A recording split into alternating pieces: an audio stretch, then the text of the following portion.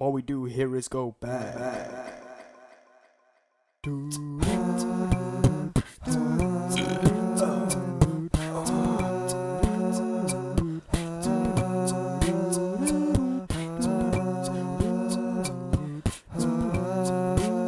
Could you be any more out of tune? Are you fucking kidding me right now? It's hard, okay? Fucking just let me do this. Ding, ding, ding, ding, ding, ding, ding, ding, ding,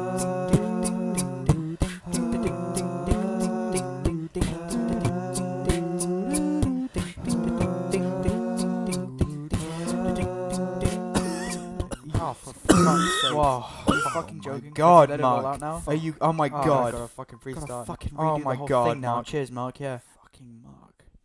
Just cavity concoctions. I feel like the main problem people have with Yungblud or Dominic Harrison is the fact that he frequently aligns himself with punk culture despite being everything that punk spirit actually stands against. And I don't think it's the fact that he grew up rich which throws people off, because I don't think that stops you from being punk, especially because it's a kind of my dad works in the music industry type rich and not my dad owns a blood diamonds mine in South Africa type rich, you know? To me, as long as you're not like a billionaire and the money you acquire is sourced ethically or not at the expense of other people, there isn't anything stopping you from being punk, you know, or participating in punk culture, so long as you're aware of the privilege you have, obviously, which some people will disagree with me on that front, but whatever. Like, what I mean by being everything that punk spirit actually stands against, I'm talking more about the spirituality or the soul of punk rather than the ideology, which I'll get to later, obviously, because for starters, an important aspect of what defines punk movement is obviously punk music, you know? Which a Yungblud doesn't make.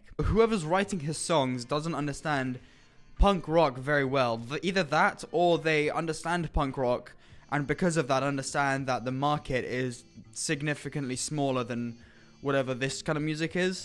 Give me a grenade and I'll take it to my face. Getting Which isn't a bad thing by any means, obviously, don't get me wrong, you know, it's not a bad thing if you like the music, but trying to label it as punk is like trying to convince the world the sky is green. What are you talking about? Like, we have ears, you know, we can hear it. We can hear it's not punk. What are you talking about? It's punk. He's a very, like, Disney punk, if you know what I mean, which is fitting because he was actually, before this, in a Disney show.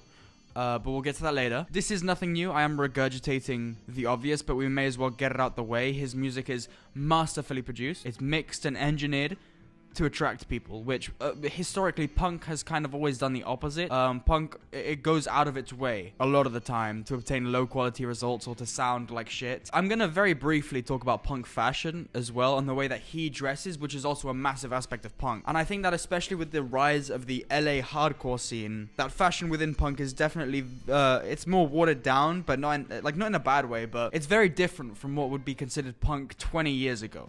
You know, or even 10 years ago. I bring up punk fashion and the variation of punk fashion to distinguish the difference between this and this, because understanding punk fashion is really what will help distinguish the two, especially considering that to some people outside the scene, this is going to look a lot more punk rock than this, and I'm here to explain why that isn't true. Because first of all, you can tell it's all designer, you know, or at least a lot of what he wears is very corporate-esque, with him having worked with big names in fashion and design, you know, you can tell he doesn't dress himself. It's very visually appealing. It's not very edgy, and it's, you know what I mean? There's no soul in his outfits. They're all designed by a team, and that already strips away a layer of punk to begin with. Not only because they're designer his clothes, but also because, you know, his entire image has been formulated by professionals telling him what to wear. Bro, like, look at this. What? It's a Rolling Stone magazine picture. Like, obviously, this is like what his Gen X managers expect the kids to think is like edgy and cool, you know.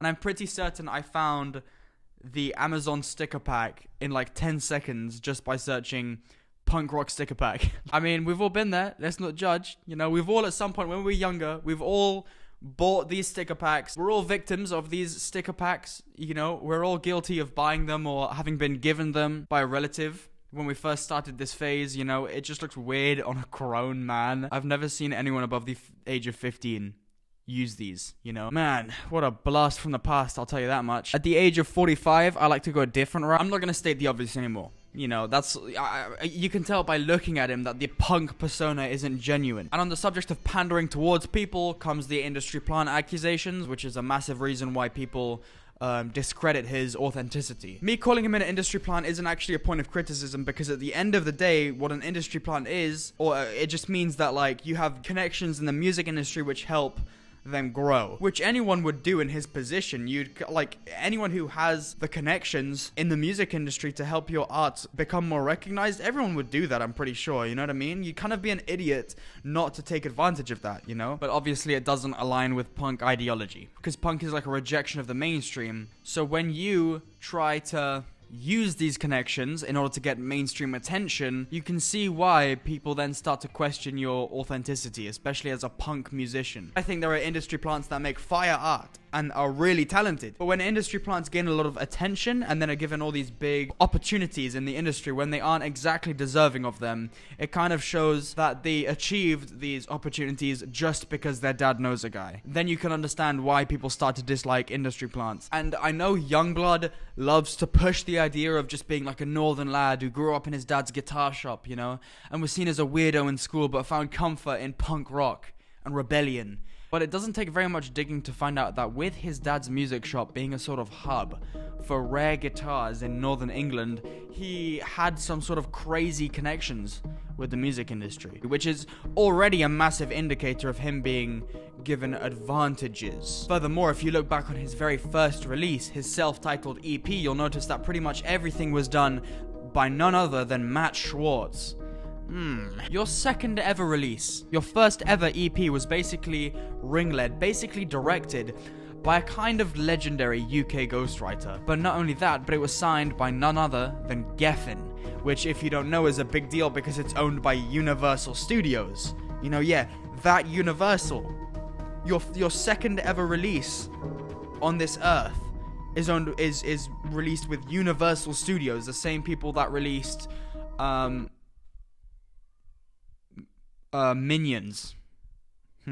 Pack it up, bro. And as some of you already know, and like I mentioned before being known as Yungblud, Dominic Harrison was actually an actor for Disney Channel UK. He was in a kids TV show called The Lodge, where in this show, Dominic plays a character named Oz, who, you know, the name is probably an ode to Ozzy Osbourne of Black Sabbath, considering that in the show, his character is like oddly reminiscent of how we see Yungblud today. A stereotypical rocker type kid, you know, who seems rebellious and troubled somewhat, you know, just edgy enough for a kids TV show, but you know, it is a kids TV show, so we can't have him be actually edgy. And with kids in the UK aged 8 to 12, it was a massive hit. It actually was one of the most popular Disney shows in the UK in years. And my theory is that some corporate force of power realized how much money was going to be made from the sort of musical TV shows like this and picked up on this Oz character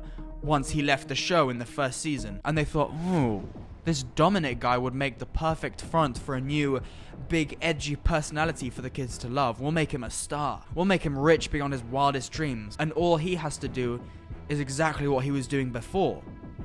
Act. All he has to do is play the role of this Yungblud character we've given him, and he'll be a rich man, and so will we. 7 million monthly listeners, and I've never met a single one, bro. What the fuck? I know not all his listeners are English, but like, to put it in perspective how big 7 million is, that's 12% of England.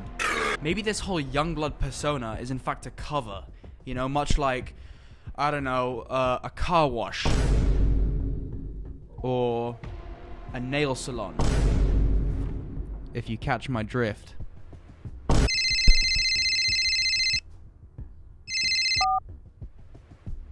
Hello? Universal Studios? Okay.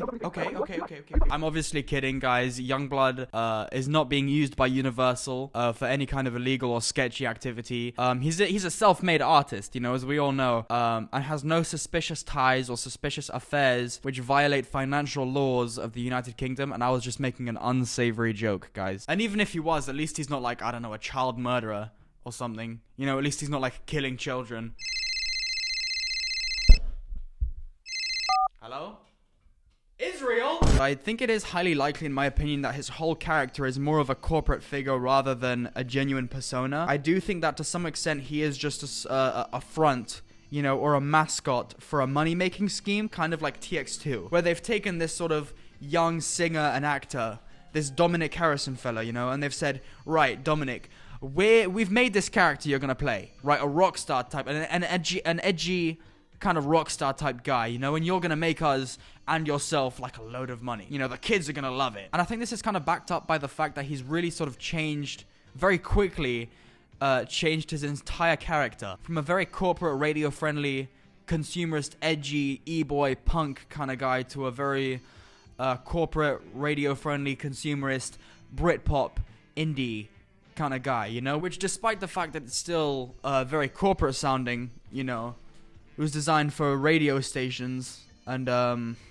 millennial breweries. At least it comes across as more like genuine, you know, because he's actually British. A lot of British indie and pop and rock often reflects the experience of being British and growing up in the UK, which he did. So there's that, you know. It's just a sudden switch which has me confused, you know, because don't get me wrong, an artist is allowed to change their sound, but it's just suspicious that they do it so quickly. My idea is that once the label who owns him realized that the whole 2018 to 2022 sort of edgy e-boy different shtick won't fly anymore, they've decided to switch to a new sound. But regardless, you know, from his past with The Lodge and oxymoronically his very sort of childishly corporate edgy persona, it's a safe assumption to think that most of his audience is children. Some of whom will probably grow out of it, some of whom will actually maybe want to explore more actual punk. All of whom are taught a very powerful sort of freedom of expression and acceptance of those different to you ideology. No matter how like cringily it's fed to them, that is true, you know? So I guess it's not all bad. Maybe if you look at it from like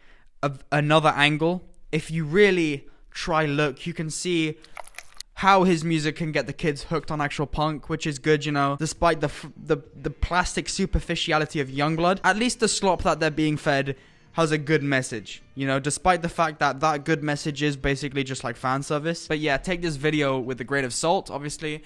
Don't take what I say to heart, because at the end of the day, I'm just doing my own research. I don't know him personally. So, yeah. Peace, guys. I don't know what else do you want me to say?